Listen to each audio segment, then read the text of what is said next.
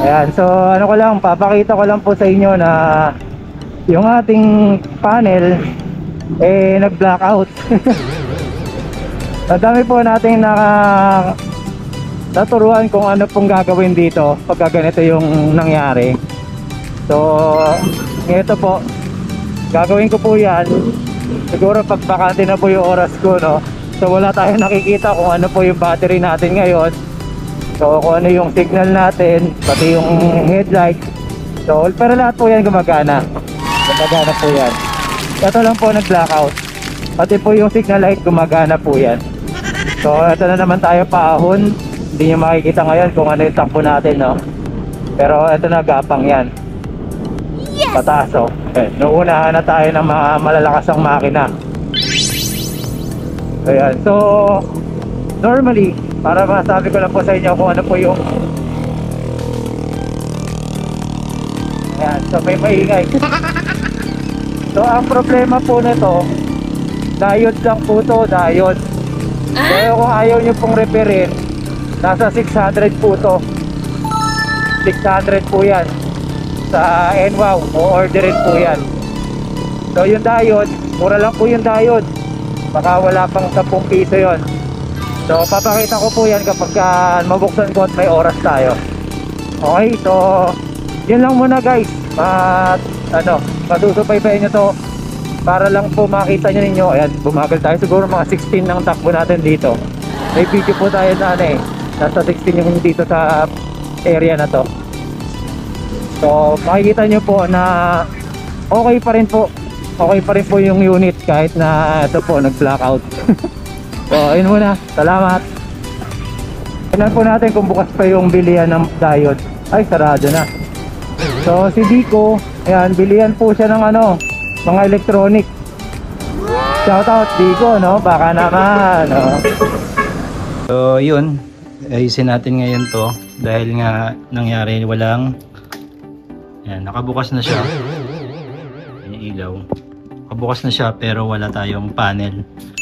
So ayaw gumana, pumutok yung diode. Papakita natin paano pagbaklas niyan. Ito, babaklasin natin to. Yan, papakita natin yung paano pag-clip nito. Para ka lang nagbukas ng ice cream. So ayan, nakalas na natin yung headlight. So babaklasin na natin yung dalawang tornilyo ito. Yan. Tapos yun pa sa dulo. Yun.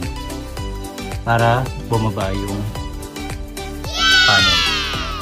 Okay. So, para mabaklas tong back cover na to. Isa dito. Tapos nyo. Yan. Magkabilaan yan. Para mabaklas natin to. Blurred. Yan.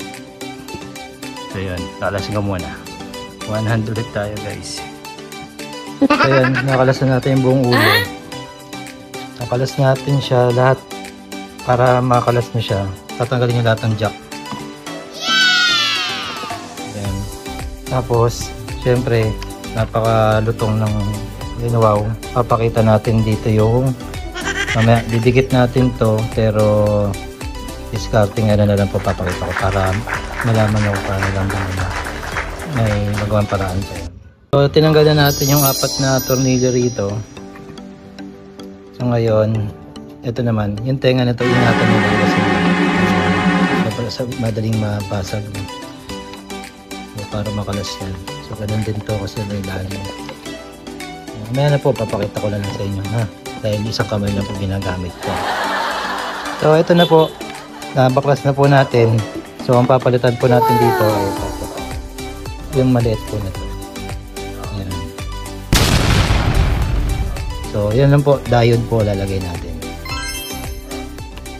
Kumuha tayo ng module galing sa LED na mga mga signage.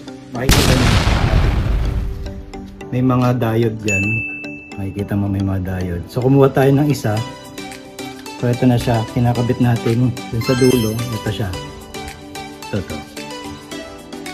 So yan na yung una natin pinalitan. So pagka naidikit ko na to, malaman natin yan kung yan nga ba yung dapat palitan.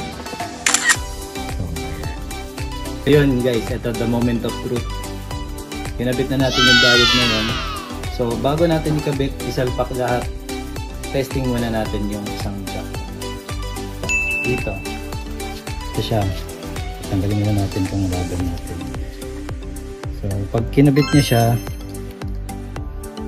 dahil wala siyang ilaw kanina o yung mga nakarang araw, so ang tag-testing, ayan na po, nakakabit na po siya.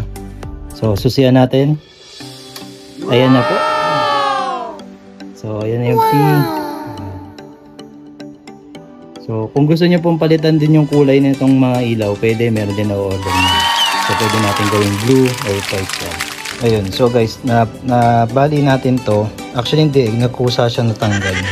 So para madikit natin yan, hindi mighty band dahil wala akong mighty band. Panghinang din po gagamitin ko dyan.